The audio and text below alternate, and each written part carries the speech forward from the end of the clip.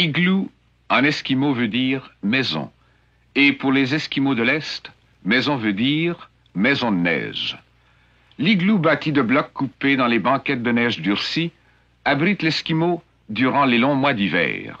Facile à construire, une fois que vous savez comment vous y prendre, il est compact et solide. L'igloo doit sa résistance à son architecture ingénieuse. Après que la première assise a été mise en place, l'un des blocs est taillé en biseau. La seconde rangée commence sur cette pente et les blocs se suivent en spirale continuelle vers la clé de voûte de l'édifice.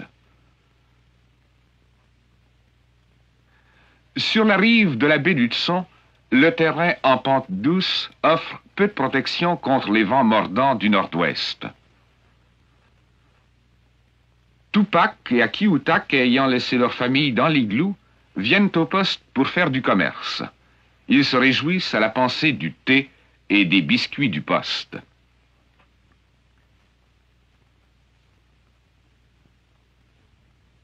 Les deux Esquimaux admirent les habitations du blanc, mais pour leur usage personnel, ils se construiront un igloo.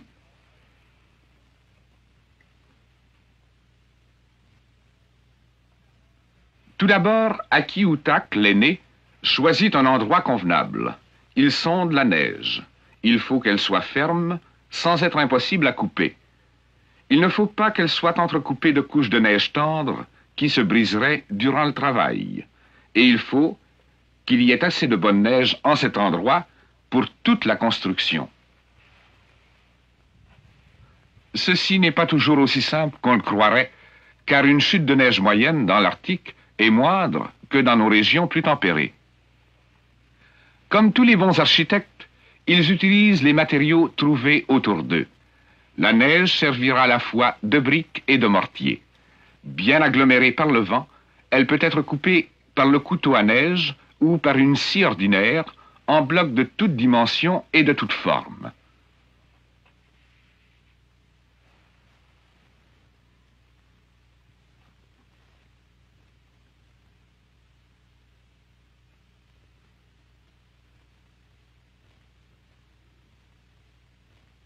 Les premiers blocs viennent d'une tranchée rectangulaire qui, bien souvent, servira de tunnel d'entrée une fois l'igloo terminé.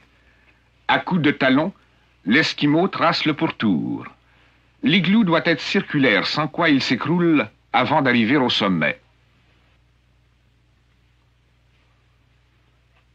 Pour avoir vécu toute sa vie avec elle, l'Esquimau connaît la neige. Il peut bâtir l'édifice entier avec la neige trouvée à l'intérieur du cercle, à condition qu'elle soit de bonne qualité.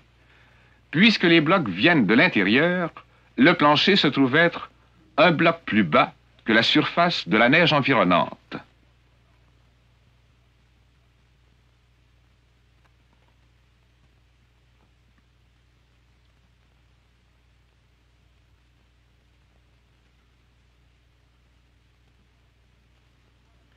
Une fois la première rangée mise en place, la pente est établie.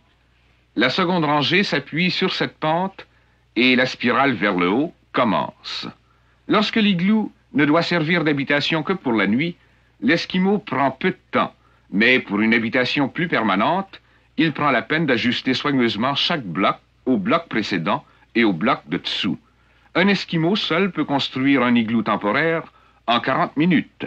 Mais il peut passer 2 jours à construire une habitation spacieuse et confortable pour lui et pour sa famille.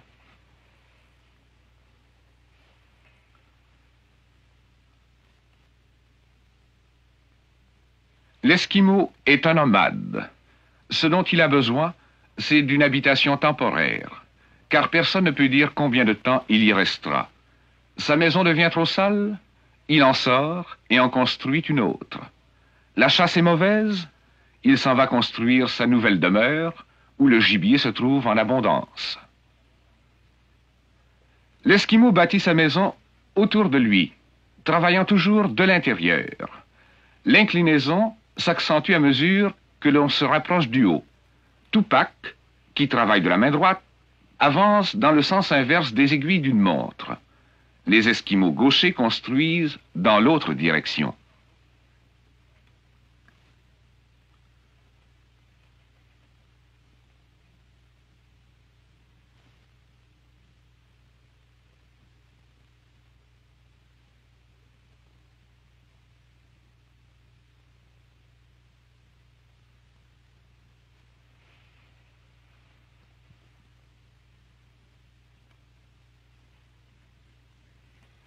L'inclinaison devient de plus en plus manifeste et il faut redoubler de soin pour assembler les blocs.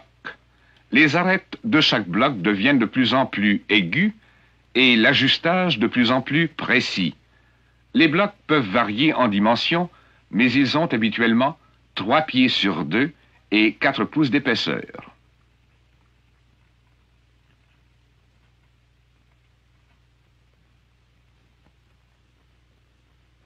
Graduellement, le dessin en spirale et l'inclinaison vers l'intérieur produisent la forme familière hémisphérique de l'igloo. Cette forme arrondie est un exemple d'utilisation parfaite des lois fondamentales de l'architecture. Les ingénieurs et les architectes n'ont pas trouvé de meilleur moyen de construire. L'igloo n'a pas d'angle mort et pas d'espace perdu.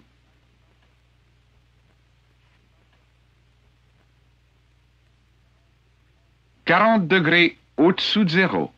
Et cependant, les deux Esquimaux transpirent à profusion entre les murs de neige de leur habitation presque terminée. Installer les quelques derniers blocs est une affaire délicate. S'ils ne sont pas ajustés de près, ils peuvent aisément tomber à l'intérieur. Le seul outil de l'Esquimau est son couteau à neige. Il l'emploie pour découper les blocs, les équarrir et les joindre. Ils étaient, originellement, faits d'ivoire ou d'os. Mais de nos jours, l'Esquimau achète un couteau d'acier au poste pour la valeur approximative d'une peau de renard. Venant toujours de l'intérieur de l'igloo, le dernier bloc est poussé à travers l'étroite ouverture et taillé pour s'ajuster. Jusqu'à ce que ce bloc, véritable clé de voûte, soit inséré et ajusté, l'igloo n'a aucune résistance. Après quoi, la chaleur de l'intérieur combinée avec le vent à l'extérieur cimente les blocs fermement. L'igloo est assez solide pour supporter le poids d'un homme, mais un vigoureux coup de poing peut creuser un trou dans la paroi.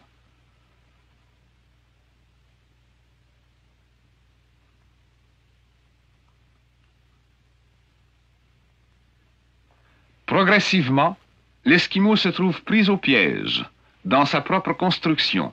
En se taillant une sortie, il fabrique la porte de l'igloo.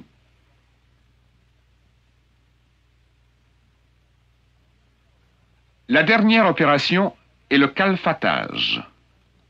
Toutes les fissures sont bourrées de neige à l'extérieur pour que les courants d'air ne puissent pas pénétrer.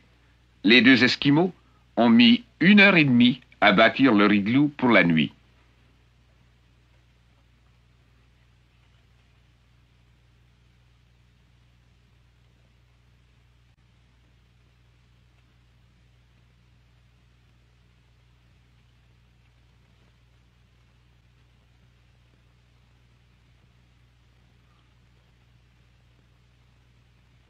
Des sacs de couchage en caribou et des pots supplémentaires couvrent la banquette de couchage et donnent une isolation parfaite contre la neige. Finalement, Akiutak et Tupac se calfeutrent à l'intérieur, utilisant un bloc de neige pour fermer la porte. Un orifice étroit dans le plafond sert de cheminée, cependant que l'air frais vient d'un autre orifice près de la porte. Les courtes heures du jour hivernal arctique tirent à leur fin. Après leur repas de poisson gelé ou de morse, les chiens se couchent pour la nuit, le museau sous la queue, leurs épaisses fourrures les protégeant du froid, chacun dans son coin préféré sur la neige. Igloomi Okok, dit Akiutak, c'est chaud, c'est ma maison.